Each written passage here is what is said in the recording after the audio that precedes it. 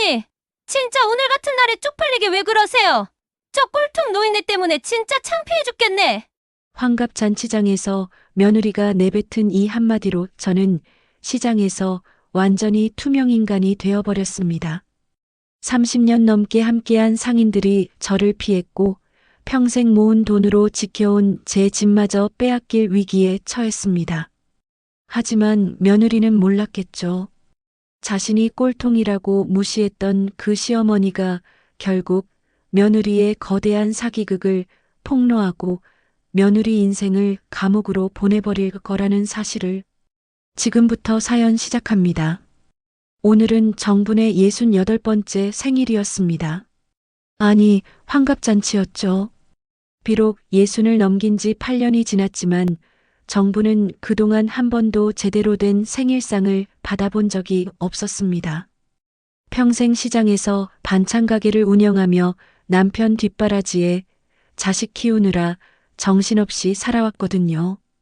그래서 아들 도윤이 처음으로 준비해준다는 이 자리가 얼마나 기쁜지 몰랐습니다.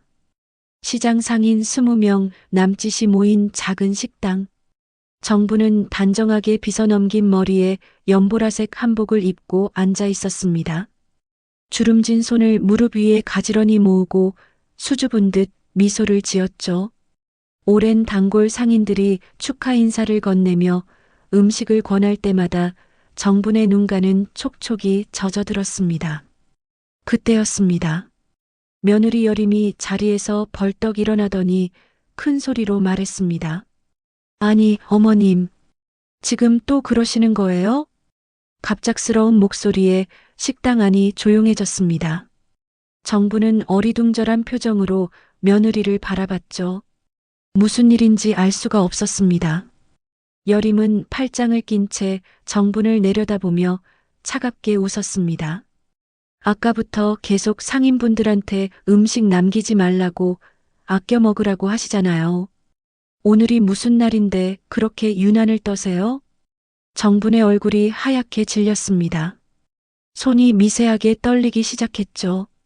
정분은 그저 오랜 습관으로 음식을 아끼는 말을 했을 뿐이었습니다. 평생 배고픈 시절을 살아온 사람의 본능이었어요. 저기, 내가 그런 뜻으로. 정분이 떨리는 목소리로 변명을 시작하려는 순간 여림은 코웃음을 쳤습니다. 정말 꼴통 노인네야. 오늘 같은 날에도 그렇게 구닥다리같이 유난 좀 그만 떨어요. 꼴통, 노인네, 구닥다리. 그 단어들이 정분의 가슴을 날카롭게 찔렀습니다. 주변 상인들의 시선이 따갑게 느껴졌죠. 누군가는 고개를 숙였고 누군가는 난처한 표정으로 눈을 피했습니다. 정부는 애써 웃음을 지으려 했지만 입술만 바르르 떨릴 뿐이었습니다. 도윤아. 정부는 구원을 바라는 눈빛으로 아들을 쳐다봤습니다. 하지만 도윤은 고개를 돌린 채 아무 말도 하지 않았습니다. 아니, 오히려 여림의 어깨를 살짝 감싸며 낮은 목소리로 속삭였죠. 여보, 진정해. 엄마가 그런 뜻은 아니셨을 거야. 하지만 그 말투에는 정분을 감싸는 힘이 전혀 없었습니다. 오히려 여림을 달래는 데만 급급한 모습이었죠. 정분의 눈에서 눈물이 핑 돌았습니다. 식당 안은 어색한 침묵으로 가득 찼습니다. 환갑잔치는 그렇게 얼어붙었고 정부는 그저 고개를 떨구고 앉아 있을 수밖에 없었습니다. 정부는 그날 자신의 인생이 무너지기 시작한다는 걸 알지 못했습니다. 환갑잔치 이후 며칠이 지났습니다. 정부는 시장에서 평소처럼 반찬 가게를 열었죠. 하지만 뭔가 이상했습니다. 상인들의 시선이 예전 같지 않았어요. 인사를 건네도 어색하게 웃기만 하거나 급하게 자리를 피하는 사람들이 생겼습니다. 그런데 더 이상한 건 며느리 여림이었습니다. 여림은 요즘 부쩍 시장에 자주 나타났어요. 화려한 정장 차림에 하이힐을 신고 손에는 가죽 서류 가방을 들고 나타나는 모습이 마치 직장인 같았죠. 정부는 멀리서 그 모습을 지켜보며 고개를 갸웃거렸습니다. 어느 날 오후였습니다. 정분이 반찬 정리를 하고 있는데 옆가게 김씨 아주머니가 다가왔습니다. 김씨 아주머니는 정분과 30년 넘게 시장 생활을 함께한 오랜 친구였죠. 정분 씨 며느리 정말 대단하네요. 보험이며 재테크며 다 꿰고 있더라고요. 정분은 손을 멈추고 김씨 아주머니를 바라봤습니다. 무슨 소리예요? 아이고, 모르셨어요? 며느리분이 보험회사 다니시잖아요. 요즘 시장 상인들한테 노후 대비 상담해 주시고 고수익 재테크 방법도 알려주신대요. 정분의 미간이 좁혀졌습니다. 며느리가 보험회사를 다닌다는 얘기는 처음 들었거든요. 여림은 집에서 늘 백화점이나 친구들 만나러 간다고만 했었는데 언제부터 그런 일을 했던 걸까요? 그날 저녁 정부는 시장 구석에서 여림을 목격했습니다. 여림은 과일 가게 주인 내외와 마주 앉아 뭔가 열심히 설명하고 있었어요. 서류 가방에서 화려한 팜플렛들을 꺼내 보여주며 활짝 웃는 모습이었죠. 이 상품은 월 30만 원만 넣으시면 5년 후에 2배가 됩니다. 요즘 은행 이자로는 절대 못 벌어요. 시장 상인분들 노후가 걱정되셔서 제가 특별히 소개해드리는 거예요. 과일 가게 주인 부부는 눈을 반짝이며 고개를 끄덕였습니다. 정부는 멀찍이 서서 그 모습을 지켜봤습니다. 뭔가 찝찝한 기분이 들었죠. 5년 만에 2배라니 그게 말이나 되는 소리일까요? 정부는 평생 시장에서 장사하며 번 돈을 은행에만 넣어왔습니다. 그게 가장 안전하다고 믿었거든요. 며칠 후 시장 분위기는 완전히 달라져 있었습니다. 여림은 이제 시장의 스타가 되어 있었어요. 상인들은 여림을 보면 반갑게 손을 흔들며 다가갔고 여림은 친절하게 웃으며 그들의 이야기를 들어주었습니다. 여림 씨 덕분에 우리 노후가 탄탄해지겠어요. 정말 고맙습니다. 이런 좋은 정보를 알려주시다니. 칭찬이 쏟아질 때마다 여림의 미소는 더욱 화사해졌습니다. 정부는 저 멀리서 그 광경을 바라보며 입술을 깨물었습니다. 가슴 한편이 답답하고 불안했어요. 며느리가 뭔가 허풍을 치고 있다는 느낌이 강하게 들었지만 아무런 증거도 없었습니다. 정부는 그저 지켜볼 수밖에 없었습니다. 시장의 중심이 조용히 그러나 확실하게 며느리 쪽으로 기울어지고 있었습니다. 이상한 일이 계속 일어났습니다. 정부는 시장에서 점점 더 이상한 시선들을 느끼기 시작했어요. 아침에 가게 문을 열고 인사를 건네면 상인들은 어색하게 고개만 까닥이고 돌아섰습니다. 예전에는 따뜻하게 대답해주던 사람들이었는데 말이죠. 어느 날은 야채 가게 앞을 지나가는데 2명의 상인이 수군거리는 소리가 들렸습니다. 정분이 다가가자 그들은 급하게 입을 다물고 시선을 피했어요. 정분은 가슴이 철렁 내려앉았습니다. 분명히 자기 얘기를 하고 있었던 게 틀림없었거든요. 정분이 모르는 사이 여림은 시장 곳곳에서 정분에 대한 험담을 퍼뜨리고 있었습니다. 상인들과 차 한 잔 마시며 친근하게 대화를 나누는 척하면서 자연스럽게 시어머니 이야기를 꺼냈죠. 여림의 얼굴에는 안타까운 표정이 가득했습니다. 마치 정말로 힘든 며느리인 것처럼 연기를 했어요. 여림은 시어머니가 얼마나 고집이 센지, 세상 물정을 얼마나 모르는지 한숨 섞인 목소리로 털어놓았습니다. 보험 하나 들으라고 해도 무조건 반대만 하신다고, 요즘 세상이 어떻게 돌아가는지 전혀 모르신다고 말했죠. 환갑잔치 때도 손님들 앞에서 유난을 떨어서 얼마나 창피했는지 모른다는 말도 빠뜨리지 않았습니다. 상인들은 여림의 말을 들으며 고개를 끄덕였습니다. 그러면서 정분을 바라보는 눈빛이 조금씩 달라지기 시작했어요. 정분이 꼴통이고 고지식하고 시대를 따라가지 못하는 노인이라는 낙인이 조용히 찍히고 있었습니다. 정부는 그 이유를 전혀 알지 못했습니다. 그저 사람들의 태도가 달라진다는 것만 느낄 뿐이었죠. 오랜 단골 손님이 인사도 없이 그냥 지나쳐갈 때 정분의 가슴은 무너져 내렸습니다. 도대체 내가 뭘 잘못했을까? 정부는 밤마다 이불을 뒤집어 쓰고 그 생각만 했어요. 반찬 가게 매출도 눈에 띄게 줄기 시작했습니다. 예전에는 점심시간이면 줄을 서서 기다리던 손님들이 이제는 정분의 가게 앞을 그냥 지나쳤어요. 정부는 가게 안에 홀로 앉아 텅 빈 좌판을 바라봤습니다. 60년 넘게 살면서 이렇게 외롭고 서러운 적이 없었습니다. 더 힘든 건 이유를 몰랐다는 거였습니다. 누군가 면전에서 욕을 하거나 싸움을 걸었다면 오히려 나았을지도 몰라요. 하지만 사람들은 그냥 정분을 피했습니다. 말없이 멀어져 갔죠.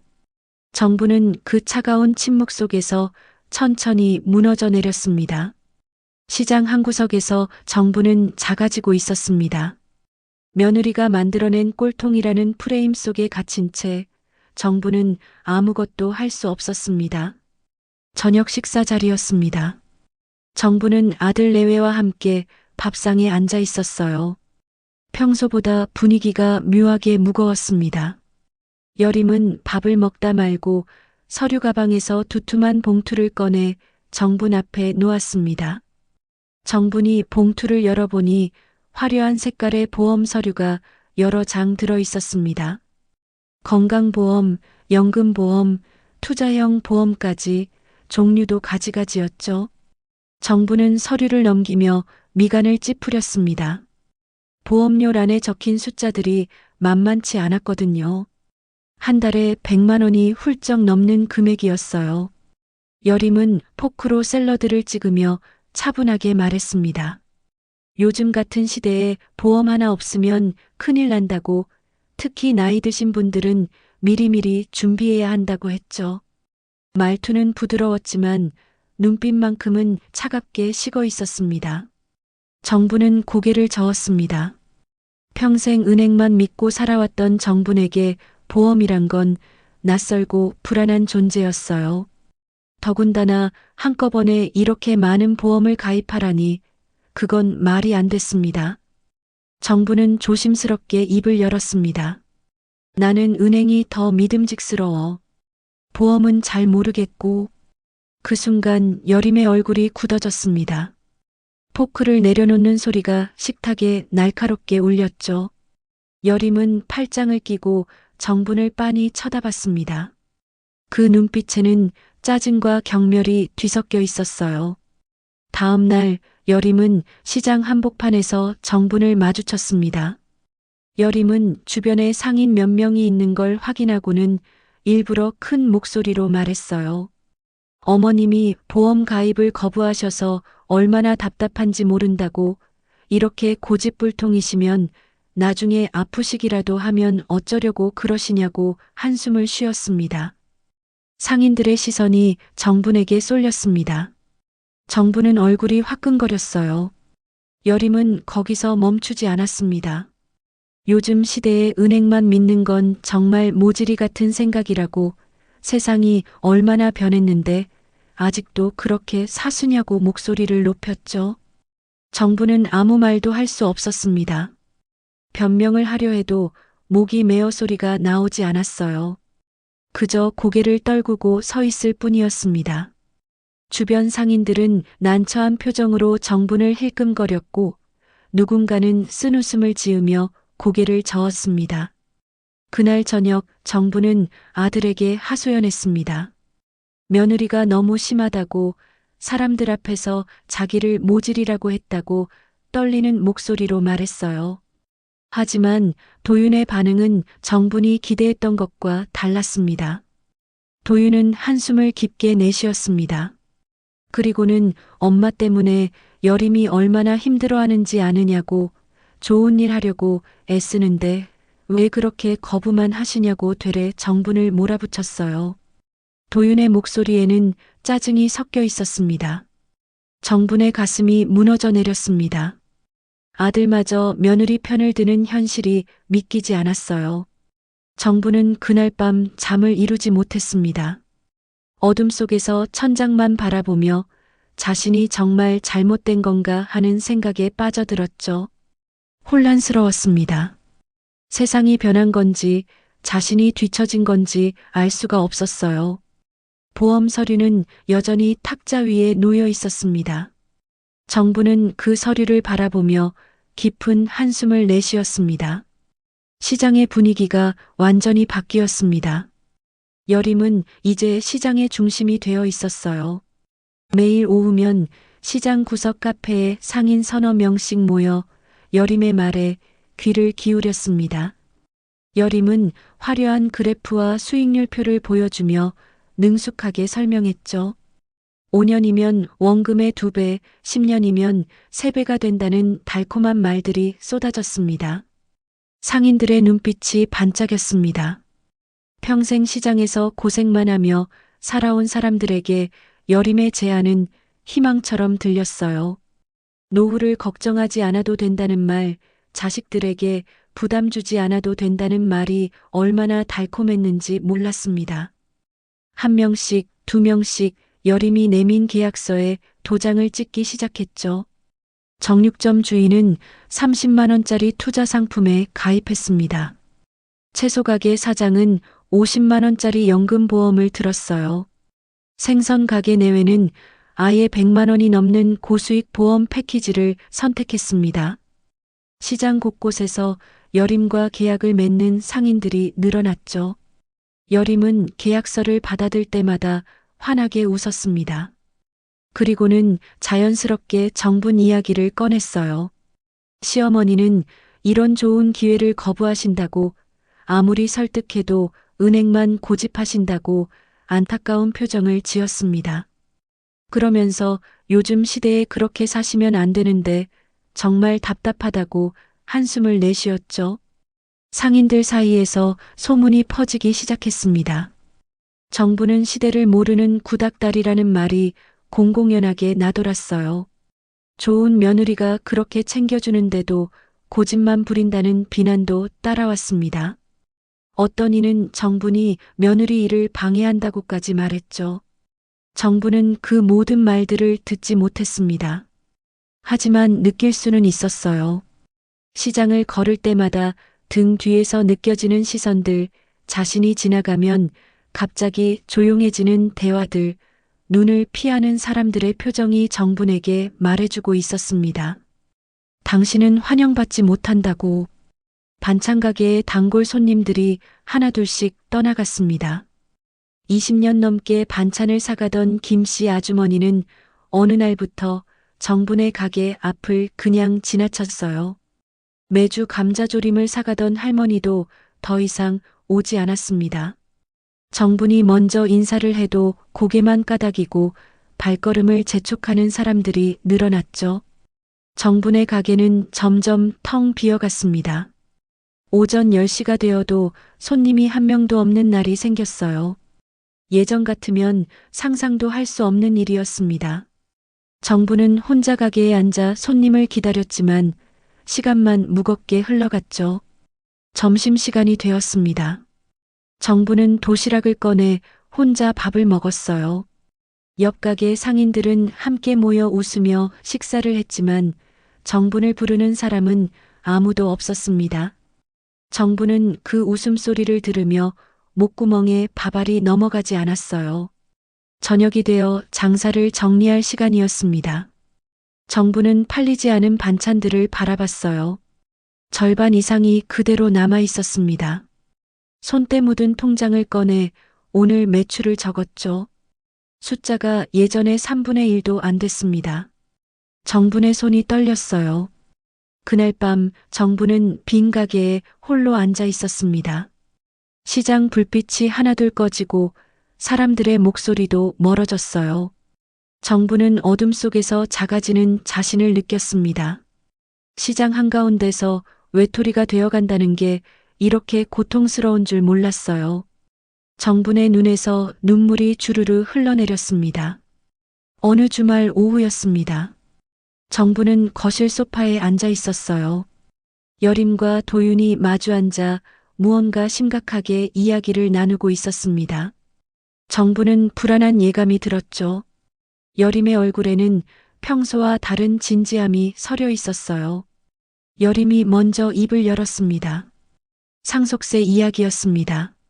요즘 법이 바뀌어서 상속세가 엄청나게 오른다고 어머님처럼 집 한 채 가지고 계신 분들은 미리 준비 안 하시면 나중에 큰일 난다고 말했죠. 여림의 목소리는 차분했지만 그 속에는 날카로움이 숨어 있었습니다. 정부는 가만히 듣고만 있었습니다. 상속세라는 말이 낯설었어요. 평생 세금 걱정 없이 살아온 정분에게 그런 복잡한 이야기는 머리가 아팠습니다.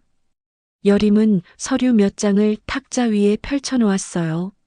빽빽한 글자들이 정분의 눈을 어지럽게 만들었죠. 여림은 설명을 이어갔습니다. 지금 미리 집을 공동명의로 바꿔놓으면 상속세를 아낄 수 있다고 요즘 사람들은 다 그렇게 한다고 했어요. 법무사도 그렇게 하라고 조언했다면서 자신있게 말했습니다. 여림의 손가락이 서류 위를 짚으며 어디에 도장을 찍어야 하는지 가리켰죠. 정분의 가슴이 답답해졌습니다. 그 집은 정분이 평생을 바쳐 지킨 유일한 재산이었어요. 젊은 시절 남편과 함께 20년을 모아 장만한 집이었습니다. 남편이 세상을 떠난 후에도 정부는 그 집을 지키기 위해 악착같이 일했죠. 시장에서 반찬 하나하나 팔며 관리비를 냈고 수리비가 필요할 때마다 허리띠를 졸라맸습니다. 정부는 고개를 저었습니다. 떨리는 목소리로 말했어요. 자기 집은 자기가 지킬 거라고 공동명예 같은 건 생각해 본 적도 없다고 했습니다. 정분의 손이 무릎 위에서 떨리고 있었어요. 여림의 얼굴이 굳어졌습니다. 입술이 얇게 일자로 그어졌죠. 도윤을 향해 눈짓을 보냈습니다. 도윤이 한숨을 쉬며 끼어들었어요. 엄마가 왜 이렇게 고집이 세냐고 좋은 일 하자는 건데 왜 그렇게 의심만 하냐고 목소리를 높였습니다. 정부는 아들을 바라봤습니다. 도윤의 눈빛에는 짜증과 불만이 가득했어요. 정분의 가슴이 찢어지는 것 같았습니다. 아들이 자기를 이해해 주기를 바랐는데 오히려 며느리 편만 들고 있었죠. 여림은 자리에서 일어났습니다. 서류를 거칠게 집어들며 차갑게 말했어요. 그렇게 고집 부리시다가 나중에 후회하셔도 모른다고 요즘 세상이 어떻게 돌아가는지도 모르시면서 왜 그렇게 막무가내냐고 쏘아붙였습니다. 여림의 목소리에는 더 이상 존댓말의 온기가 없었어요. 정부는 그저 고개를 떨구고 앉아있을 뿐이었습니다. 변명할 힘도 없었어요. 여림은 서류를 가방에 쑤셔넣고 방으로 들어가 버렸습니다. 쾅 하는 문 닫히는 소리가 거실에 울렸죠. 도윤도 정분을 한번 쳐다보고는 한숨만 내쉬며 자리를 떴습니다. 정부는 텅 빈 거실에 혼자 남았어요. 창밖에서는 저녁 노을이 지고 있었습니다. 정부는 그 붉은 빛을 바라보며 눈물을 흘렸죠. 며느리의 태도가 점점 노골적으로 무례해지고 있었습니다. 더 이상 숨기지도 않았어요. 정부는 그게 무엇보다 두려웠습니다. 며느리가 자기 집을 노리고 있다는 걸 본능적으로 느꼈지만 어떻게 해야 할지 알 수가 없었어요. 그날 밤 정부는 홀로 방에 누워 천장을 바라봤습니다. 남편의 사진이 벽에 걸려 있었어요. 정부는 사진 속 남편을 보며 속삭였습니다. 여보, 나 어떻게 해야 하나? 정분의 목소리는 어둠 속으로 사라져갔습니다. 아무도 대답해주지 않는 밤이었어요. 등기 이전 이야기가 나온 지 사흘이 지났습니다. 집안 분위기는 얼음장처럼 차가웠어요. 여림은 정분을 마주쳐도 인사조차 하지 않았습니다. 도윤도 마찬가지였죠. 정부는 자기 집에서 투명인간이 된 것 같았어요. 저녁 식사 시간이었습니다. 정부는 평소처럼 밥상을 차렸어요. 손수 담근 김치며 정성껏 만든 반찬들을 정갈하게 놓았습니다. 하지만 여림은 젓가락도 들지 않았죠. 팔짱을 낀 채 소파에 앉아 휴대폰만 들여다봤어요. 도윤이 밥을 먹다 말고 젓가락을 내려놓았습니다. 표정이 심상치 않았어요. 정부는 가슴이 철렁했습니다. 도윤의 눈빛에 평소와 다른 날카로움이 서려 있었거든요. 도윤이 입을 열었습니다. 목소리가 낮고 무거웠어요. 엄마가 왜 그렇게 가족을 힘들게 하느냐고 물었습니다. 정부는 숟가락을 든 손이 멈췄죠. 도윤은 말을 이어갔습니다.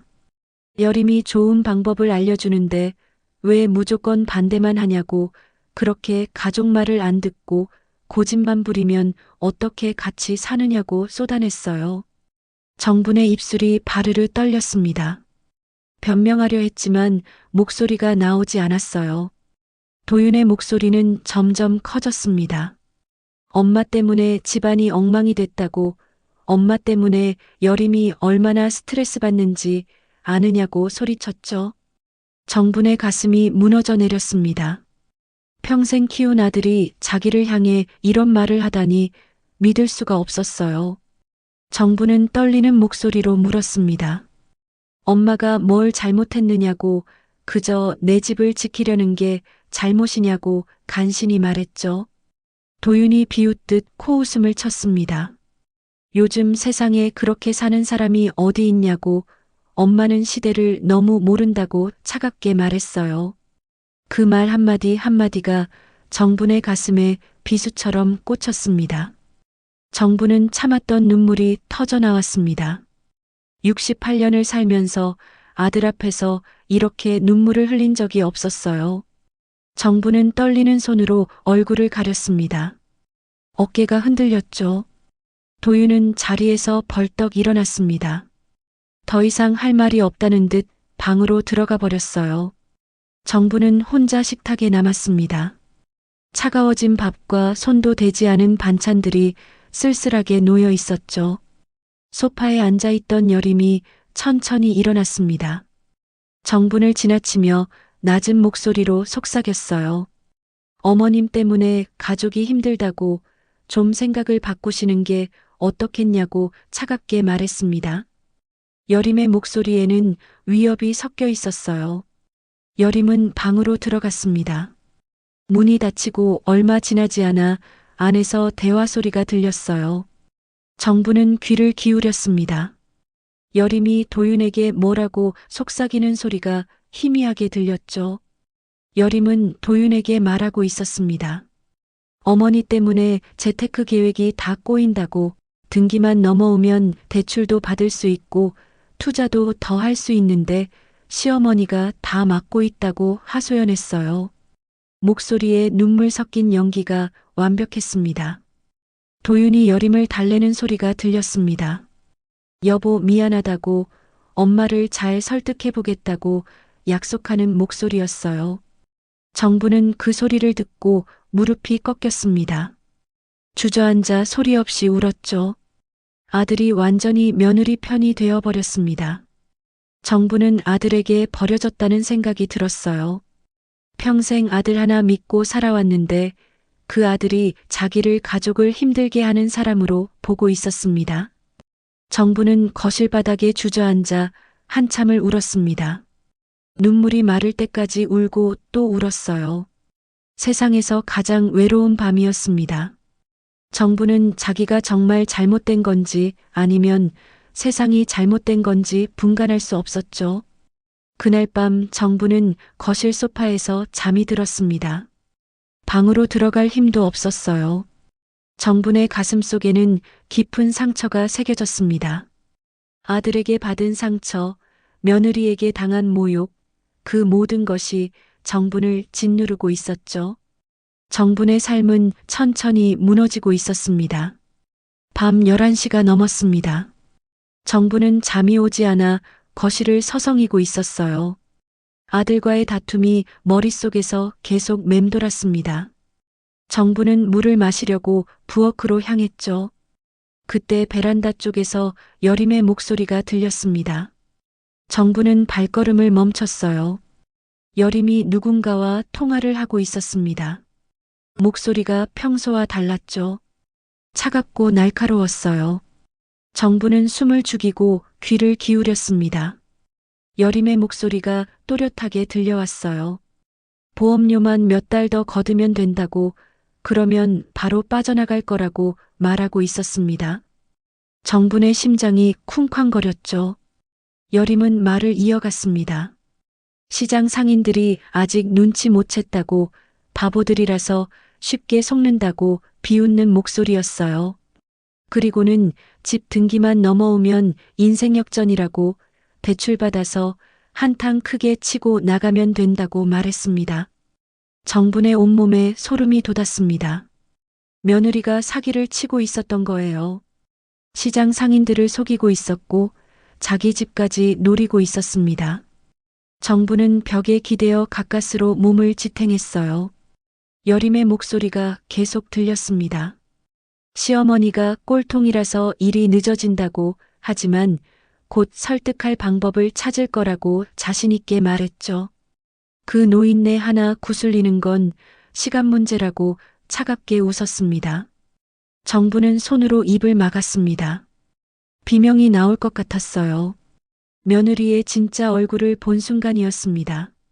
그동안 느꼈던 불안감이 현실이었던 거죠. 통화가 끝났습니다. 여림이 베란다 문을 여는 소리가 들렸어요. 정부는 황급히 자기 방으로 뛰어들어갔습니다. 문을 살짝 닫고 가슴을 쓸어내렸죠. 심장이 터질 듯 뛰었습니다. 정부는 침대에 앉아 떨리는 손을 내려다봤습니다. 며느리가 사기꾼이었어요. 시장 사람들의 돈을 노리고 있었고 자기 집마저 빼앗으려 했습니다. 정분의 직감이 옳았던 거예요. 하지만 증거가 없었습니다. 누가 정분의 말을 믿어줄까요? 이미 시장에서는 정분이 꼴통 노인네로 낙인 찍혀 있었어요. 아들마저 며느리 편이었습니다. 정분이 아무리 말해도 오히려 정분만 미친 사람 취급받을 게 뻔했죠. 정분은 밤새 잠을 이루지 못했습니다. 천장만 바라보며 생각에 잠겼어요. 어떻게 해야 할까? 며느리를 막아야 하는데 방법을 찾을 수가 없었습니다. 새벽이 밝아왔습니다. 정분의 눈에는 핏발이 서 있었어요. 하지만 마음속에는 한 가지 다짐이 생겼습니다. 증거를 찾아야 한다고, 며느리의 사기를 밝혀내야 한다고. 정부는 떨리는 주먹을 꽉 쥐었습니다. 더 이상 당하고만 있을 수 없었어요. 여림의 전화 통화를 엿들은 다음 날부터 정부는 더욱 조심스러워졌습니다. 하지만 시장 분위기는 날로 악화되고 있었어요. 정부를 향한 적대감이 노골적으로 드러나기 시작했습니다. 어느 날 오후 시장 한복판에서 상인 몇 명이 모여 이야기를 나누고 있었습니다. 정분이 지나가자 그들의 목소리가 커졌어요. 일부러 들으라는 듯이 큰 소리로 말했습니다. 정분 때문에 여림의 좋은 재테크가 망가진다고, 며느리 발목을 잡는다고 비난했죠. 정부는 걸음을 멈췄습니다. 얼굴이 화끈거렸어요. 야채 가게 아주머니가 정분을 똑바로 쳐다보며 말했습니다. 며느리가 그렇게 좋은 기회를 주는데 왜 방해만 하느냐고, 자기 욕심 때문에 다른 사람들까지 피해를 본다고 쏘아붙였어요. 정부는 아무 말도 할 수 없었습니다. 변명하려 해도 목소리가 나오지 않았죠. 주변 사람들의 시선이 따가웠습니다. 정부는 고개를 떨구고 그 자리를 황급히 벗어났어요. 반찬 가게로 돌아온 정부는 텅 빈 가게에 앉았습니다. 오늘도 손님이 거의 없었어요. 오전 내내 단 2명만 들렀을 뿐이었습니다. 정부는 팔리지 않은 반찬들을 바라봤죠. 정성껏 만든 음식들이 그대로 남아 있었습니다. 매출 장부를 펼쳤습니다. 숫자가 참담했어요. 한 달 전과 비교하면 절반도 안 됐습니다. 이대로 가다가는 가게 문을 닫아야 할 판이었죠. 정분의 손이 떨렸습니다. 오후가 되었습니다. 여림이 시장에 나타났어요. 화려한 옷차림에 자신만만한 표정이었습니다. 상인들이 여림을 반갑게 맞이했죠. 여림은 활짝 웃으며 사람들과 인사를 나눴습니다. 여림의 시선이 정분의 가게로 향했습니다. 정분과 눈이 마주쳤어요. 여림은 비웃듯 입꼬리를 올렸습니다. 그리고는 옆에 있던 상인에게 큰 소리로 말했죠. 꼴통 노인네는 시대를 따라갈 줄 모른다고, 그러니까 장사도 안 되는 거라고 조롱했습니다. 상인들이 웃었습니다. 정부는 그 웃음소리를 들으며 가슴이 찢어지는 것 같았어요. 며느리가 대놓고 자기를 모욕하고 있었습니다. 사람들 앞에서 당당하게 비웃고 있었죠. 정부는 참았던 눈물이 핑 돌았습니다. 하지만 울 수 없었어요. 사람들 앞에서 약한 모습을 보이고 싶지 않았습니다. 정부는 이를 악물고 참았죠. 저녁 무렵 정부는 가게 문을 닫았습니다. 오늘 번 돈은 겨우 3만 원이었어요. 관리비도 못 낼 금액이었습니다. 정부는 깊은 한숨을 내쉬었죠. 집으로 돌아가는 길이었습니다. 시장을 빠져나가는데 뒤에서 수군거리는 소리가 들렸어요. 정분을 욕하는 말들이었습니다. 정부는 고개를 더 떨구고 걸음을 재촉했죠. 정부는 완전히 고립되었습니다. 시장에서도 집에서도 혼자였어요. 며느리의 조롱과 상인들의 비난 속에서 정부는 점점 작아졌습니다. 하지만 정부는 포기하지 않기로 했어요. 증거를 찾아야 한다는 생각뿐이었습니다. 어느 날 오후였습니다. 여림은 외출한다며 집을 나갔어요. 정부는 거실 청소를 하고 있었습니다. 소파 밑을 닦다가 무언가에 손이 닿았죠. 여림의 가죽 서류 가방이었습니다. 정부는 가방을 꺼내 들었습니다. 묵직했어요. 잠금 장치가 열려 있었습니다. 정부는 잠시 망설였죠. 하지만 며느리의 전화 통화가 떠올랐습니다. 증거를 찾아야 한다는 생각이 들었어요. 정부는 천천히 가방을 열었습니다. 두툼한 서류 뭉치가 들어 있었어요. 정부는 떨리는 손으로 서류를 꺼냈습니다. 첫 장을 펼쳤죠. 보험 계약서였습니다. 하지만 뭔가 이상했어요. 보험회사 이름이 정분이 들어본 적 없는 곳이었습니다. 도장도 흐릿했죠. 정부는 다른 서류들을 뒤적였습니다. 상인들의 통장 사본이 나왔습니다. 김씨 아주머니, 야채가게 주인, 생선가게 사장, 정육점 주인까지 20명이 넘는 상인들의 통장이 복사되어 있었어요. 정분의 심장이 빠르게 뛰었습니다. 더 깊숙이 들어가니 등기 이전 신청서가 나왔습니다. 정분의 집 주소가 적혀 있었어요. 소유주란에는 여림의 이름이 미리 기재되어 있었습니다. 정분의 손이 부들부들 떨렸죠. 대출 서류도 있었습니다. 정분의 집을 담보로 3억 원을 대출받겠다는 내용이었어요. 신청인은 여림이었습니다. 정부는 숨이 막혔습니다. 정부는 서류를 하나하나 펼쳐봤습니다. 가짜 보험 상품 설명서, 투자 수익률 조작 자료, 상인들에게 받은 돈 내역서까지 모든 게 들어 있었어요. 며느리가 치밀하게 계획한 사기였습니다. 정분의 머릿속이 하얘졌습니다. 며느리는 시장 전체를 대상으로 거대한 사기를 치고 있었어요. 상인들의 노후 자금을 빼돌리고 있었고 정분의 집마저 가로채려 했습니다. 정분의 직감이 맞았던 거죠. 정분은 휴대폰을 꺼냈습니다. 손이 너무 떨려서 제대로 잡히지 않았어요. 심호흡을 크게 하고 서류들을 하나씩 사진으로 찍기 시작했습니다. 한 장도 빠뜨리지 않았죠. 보험계약서, 통장 사본, 등기 신청서, 대출 서류, 투자 내역서. 정부는 모든 증거를 휴대폰에 담았습니다. 손이 떨렸지만 정신을 바짝 차리고 찍었어요. 현관문에서 소리가 났습니다. 누군가 들어오는 기척이었어요. 정부는 황급히 서류를 가방에 도로 넣었습니다. 원래 있던 순서대로 정리했죠. 가방을 소파 밑으로 밀어 넣었습니다. 여림이 집으로 들어왔습니다. 정부는 거실에서 청소하는 척 걸레질을 하고 있었어요. 여림은 정분을 힐끗 보고는 방으로 들어갔습니다. 정부는 가슴을 쓸어내렸습니다. 휴대폰을 꼭 쥐었어요. 증거를 확보했습니다. 이제 며느리의 사기를 막을 방법을 찾아야 했습니다. 정분의 눈빛에 결연한 의지가 서렸죠. 정부는 방으로 들어가 문을 닫았습니다. 휴대폰 사진첩을 열어 확인했어요. 모든 서류가 선명하게 찍혀 있었습니다. 정부는 작은 승리를 느꼈습니다. 이제 반격할 시간이었어요. 증거를 확보한 다음 날이었습니다. 정부는 신중하게 계획을 세웠어요. 혼자서는 안 됐습니다. 믿을 수 있는 사람이 필요했죠. 정부는 시장에서 가장 오래 알고 지낸 두 사람을 떠올렸습니다. 정육점 주인 박 사장과 건어물 가게 이 씨 아주머니였어요. 이들은 정분과 40년 넘게 시장 생활을 함께한 사람들이었습니다.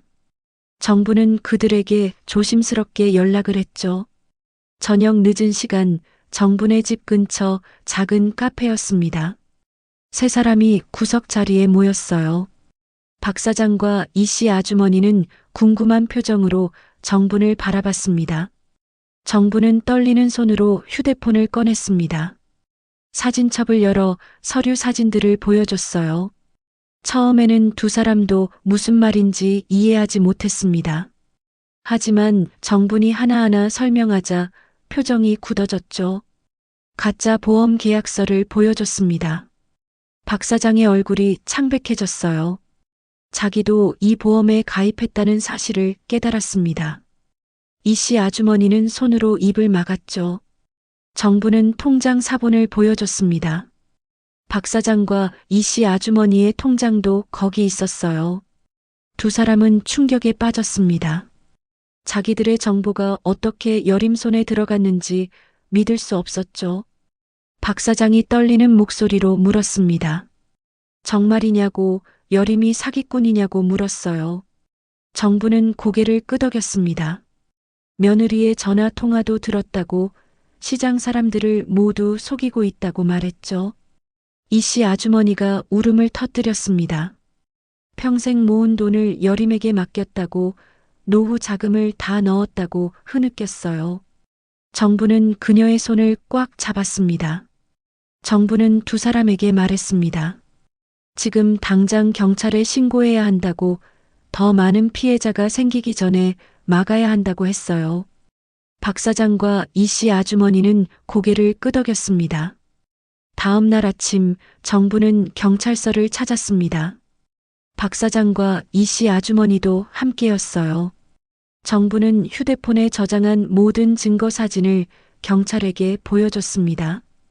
경찰은 심각한 표정으로 서류들을 살펴봤습니다. 명백한 사기 행각이라고 판단했어요. 정부는 며느리의 전화 통화 내용도 진술했습니다. 경찰은 정분의 말을 꼼꼼히 기록했죠.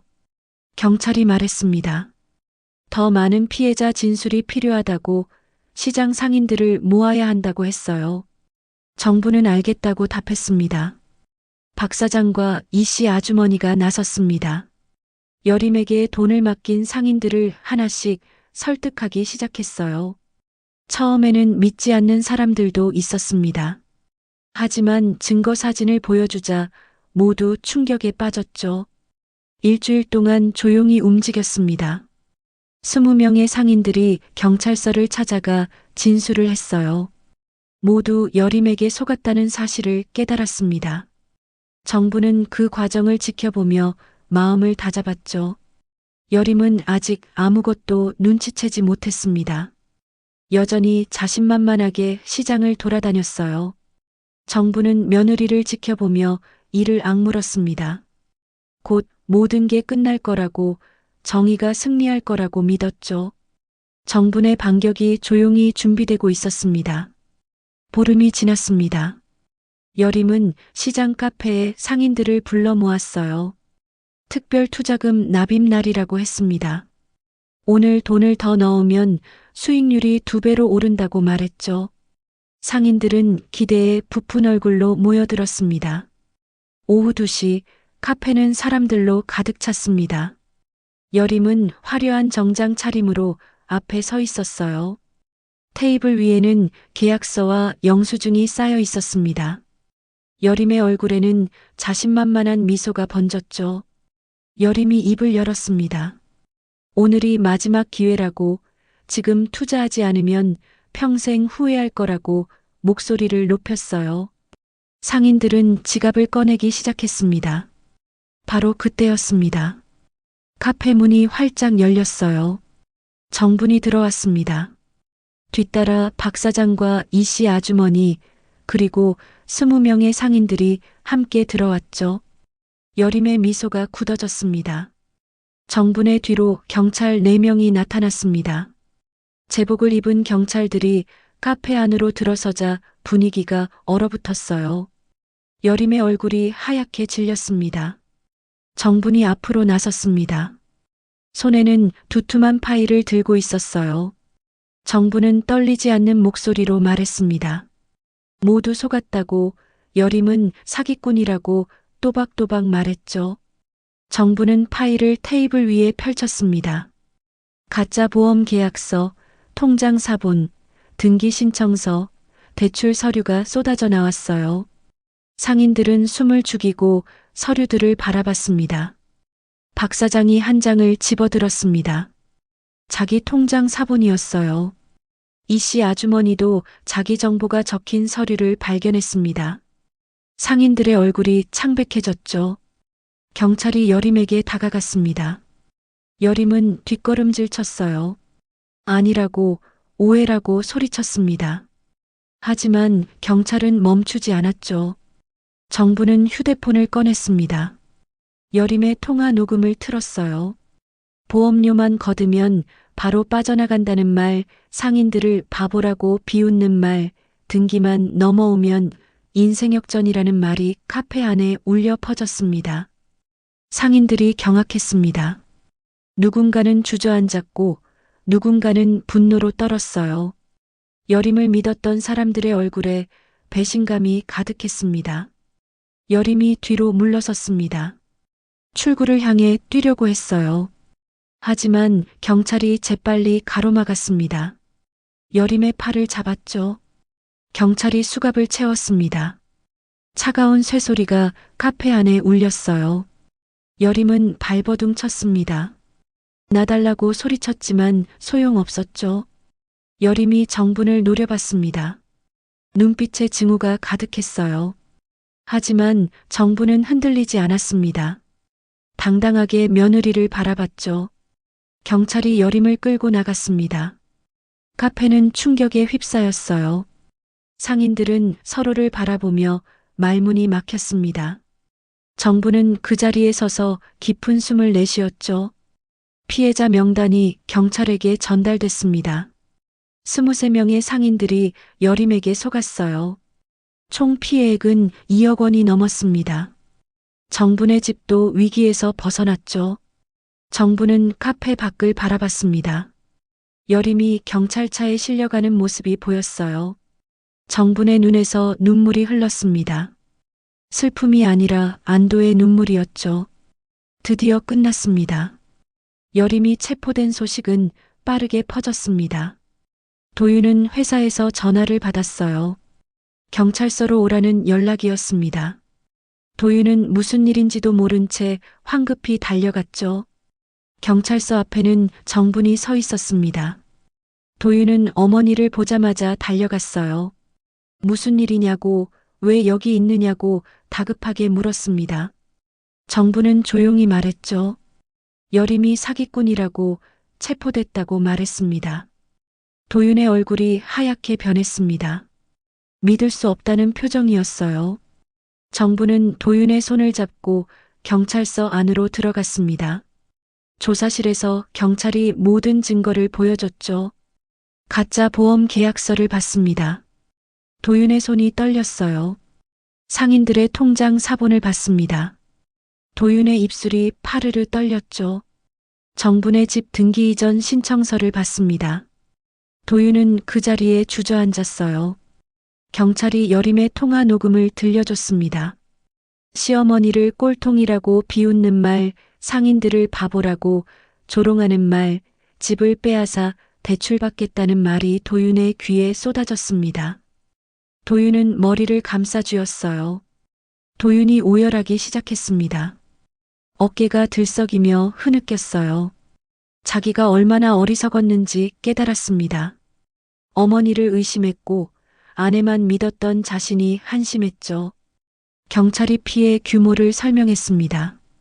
2억 원이 넘는 돈이 상인들에게서 빼앗겼다고, 정분의 집도 위험했었다고 말했어요. 도윤은 믿을 수가 없었습니다. 도윤은 정분을 바라봤습니다. 어머니의 눈가에는 피로가 깊게 배어 있었어요. 주름진 얼굴에는 고통의 흔적이 역력했습니다. 도윤은 그제야 깨달았죠. 어머니가 얼마나 힘든 시간을 보냈는지를요. 도윤이 정분 앞에 무릎을 꿇었습니다. 눈물이 주르르 흘러내렸어요. 미안하다고, 정말 미안하다고 떨리는 목소리로 말했습니다. 엄마 말을 안 들었다고, 엄마를 의심했다고 용서를 빌었죠. 정부는 아들의 머리를 쓰다듬었습니다. 아무 말 없이 그저 쓰다듬었어요. 정분의 눈에서도 눈물이 흘렀습니다. 원망하는 눈물이 아니었죠. 안타까움의 눈물이었습니다. 면회실로 들어갔습니다. 유리창 너머로 여림이 앉아 있었어요. 수갑을 찬 모습이었습니다. 여림은 정분을 보자 얼굴이 일그러졌죠. 여림이 소리쳤습니다. 이 꼴통 노인네 때문에 인생 망했다고, 조금만 더 있으면 성공할 수 있었는데 정분이 다 망쳐놨다고 악을 썼어요. 정분을 향한 증오가 폭발했습니다. 하지만 정분은 흔들리지 않았습니다. 차분하게 여림을 바라봤어요. 여림의 외침은 공허하게 울려 퍼졌습니다. 누구도 동정하지 않았죠. 면회를 마치고 나왔습니다. 도윤은 여전히 고개를 들지 못했어요.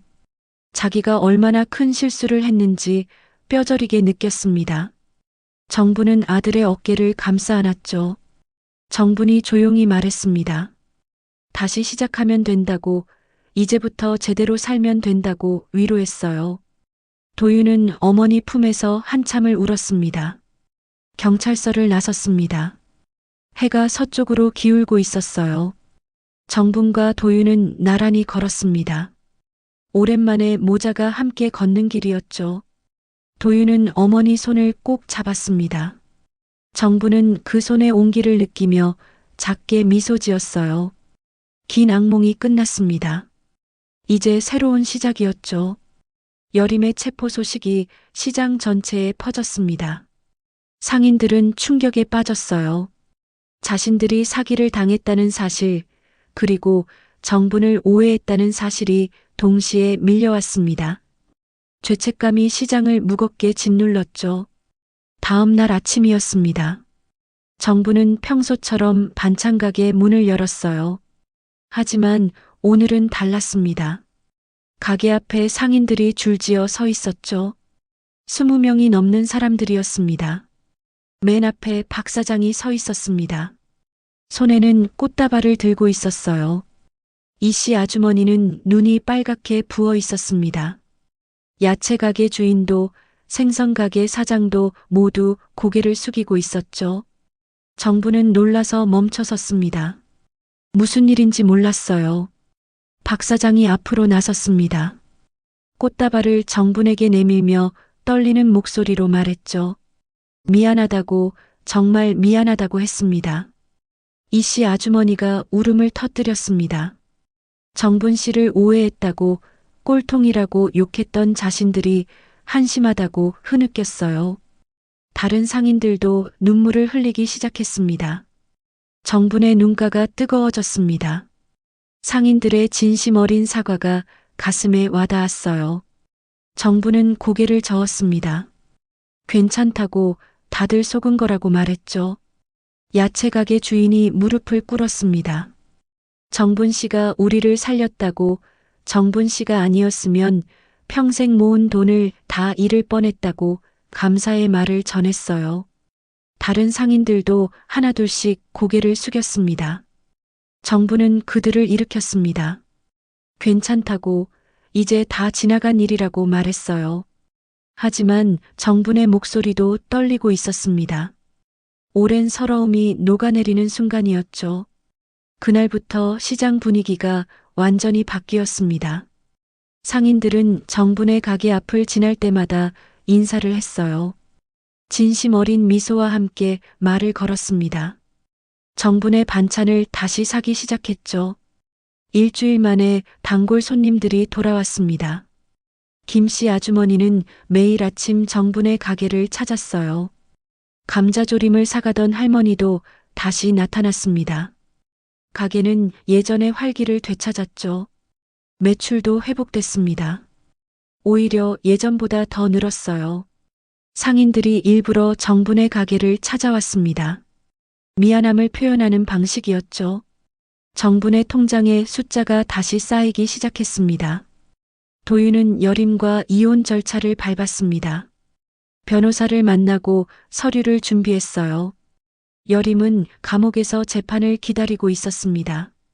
도윤은 다시는 그런 실수를 하지 않겠다고 다짐했죠. 시장 사람들은 정분을 새롭게 평가했습니다. 정직한 어른이라고, 믿을 수 있는 사람이라고 칭찬했어요. 젊은 상인들도 정분을 존경의 눈빛으로 바라봤습니다. 어느 날 저녁이었습니다. 시장 상인회에서 정분을 초대했어요. 감사패를 전달한다고 했습니다. 정분은 어색해하며 자리에 갔죠. 상인회장이 무대에 올라 말했습니다. 정분 씨 덕분에 시장이 큰 피해를 막았다고, 정분 씨는 시장의 은인이라고 소개했어요. 박수가 쏟아졌습니다. 정부는 감사패를 받아들었습니다. 손이 떨렸어요. 평생 이런 대접을 받아본 적이 없었습니다. 정분의 눈에서 눈물이 흘렀죠. 행복의 눈물이었습니다. 집으로 돌아가는 길이었습니다. 도윤이 어머니를 마중 나왔어요. 감사패를 보며 활짝 웃었습니다. 엄마 자랑스럽다고, 정말 대단하시다고 말했죠. 정부는 아들의 어깨를 토닥였습니다. 이제 다시 시작이라고, 함께 열심히 살자고 말했어요. 도윤은 고개를 끄덕이며 어머니 손을 꼭 잡았습니다. 정분의 명예가 완전히 회복됐습니다. 시장에서 가장 존경받는 사람이 됐죠. 정분은 매일 웃으며 가게를 열었습니다. 행복한 일상이 돌아왔어요. 석 달이 흘렀습니다. 계절이 바뀌고 시장에는 따뜻한 봄바람이 불었어요. 정분의 반찬 가게는 아침부터 손님들로 북적였습니다. 도윤이 어머니를 도와가게 일을 함께 했죠. 도윤은 회사를 그만뒀습니다. 어머니와 함께 장사를 하기로 결심했어요. 아침 일찍 일어나 시장에 나가 재료를 샀고 정분과 함께 반찬을 만들었습니다. 모자의 손길이 만든 음식은 더욱 정성스러웠죠. 정부는 아들과 함께 일하는 시간이 행복했습니다. 옆에서 열심히 일하는 도윤을 보며 흐뭇해했어요. 늦었지만 진정한 가족이 된 기분이었습니다. 시장 사람들은 정분을 만날 때마다 반갑게 인사했습니다. 존경의 눈빛이 담겨 있었어요. 젊은 상인들은 정분에게 조언을 구했고 정부는 웃으며 자신의 경험을 나눠줬죠. 여림의 재판이 끝났습니다. 징역 5년형을 선고받았어요. 피해자들에게 배상 명령도 내려졌습니다. 상인들은 일부라도 돈을 돌려받게 됐죠. 정의가 실현된 순간이었습니다. 정부는 재판 결과를 듣고 깊은 한숨을 내쉬었습니다. 복잡한 심경이었어요. 며느리였던 사람이 감옥에 간다는 게 씁쓸했습니다. 하지만 옳은 일을 했다는 확신은 변하지 않았죠. 어느 날 저녁이었습니다. 정분과 도윤은 가게 정리를 마치고 함께 집으로 걸어갔어요. 석양이 시장을 붉게 물들이고 있었습니다. 도윤이 조심스럽게 물었죠. 엄마는 후회하지 않느냐고요. 정부는 고개를 저었습니다. 후회 없다고 지켜야 할 것을 지켰을 뿐이라고 말했어요. 꼴통이라고 불려도 좋다고 정직하게 사는 게 더 중요하다고 덧붙였습니다. 도윤은 어머니의 말을 가슴 깊이 새겼습니다. 세상이 아무리 변해도 지켜야 할 가치가 있다는 걸 배웠어요. 정분의 고집이 사랑하는 사람들을 지켰다는 것도 깨달았습니다. 집에 도착했습니다. 작지만 따뜻한 집이었어요. 정부는 부엌에서 저녁을 준비했고 도윤은 상을 차렸습니다. 둘이서 마주 앉아 밥을 먹었죠. 소박하지만 행복한 시간이었습니다. 식사를 마치고 차를 마셨습니다. 정부는 창밖을 바라봤어요. 별이 총총히 빛나고 있었습니다. 정부는 생각했죠. 힘든 시간이었지만 이겨냈다고, 이제 평온한 날들이 올 거라고요. 도윤이 말했습니다. 엄마 덕분에 사는 법을 배웠다고, 앞으로는 정직하게 살겠다고 다짐했어요. 정부는 아들의 손을 잡았습니다. 따뜻한 온기가 전해졌죠. 다음 날 아침 정부는 일찍 일어났습니다. 시장으로 향하는 길은 가벼웠어요. 상인들이 반갑게 인사했고 정분도 환하게 웃으며 답했습니다. 일상이 빛나는 순간이었죠. 반찬가게 문을 열었습니다. 도윤이 먼저 와서 청소를 하고 있었어요. 정부는 아들의 뒷모습을 보며 미소 지었습니다. 함께라서 든든했어요. 손님들이 하나둘 찾아왔습니다. 정분의 반찬을 사가며 감사의 말을 전했어요. 정부는 정성껏 포장해주며 건강하시라고 인사했습니다. 평범하지만 소중한 일상이었죠. 정부는 깨달았습니다. 꼴통이라는 말이 더 이상 상처가 되지 않는다는 것을요. 오히려 자랑스러웠습니다. 옳은 길을 고집했던 자신이 대견했어요. 해가 중천에 떴습니다. 시장은 활기로 가득했어요. 정분과 도윤은 나란히 서서 손님을 맞이했습니다. 모자의 얼굴에는 평화로운 미소가 번졌죠.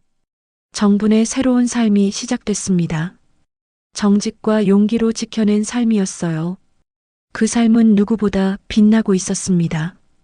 오늘 이야기는 어떠셨나요? 이 가족에게 전하고 싶은 말씀이 있으시거나 어디에서 제 이야기를 듣고 있는지 댓글로 따뜻한 생각을 나눠주세요. 또한 많은 분들에게 전해질 수 있도록 공유와 함께 구독 버튼 눌러주시면 여러분의 일상에 복이 찾아올 거예요. 사연고양은 당신 마음속 이야기들을 대신 전해드립니다. 다음 이야기에도 우리 함께해요.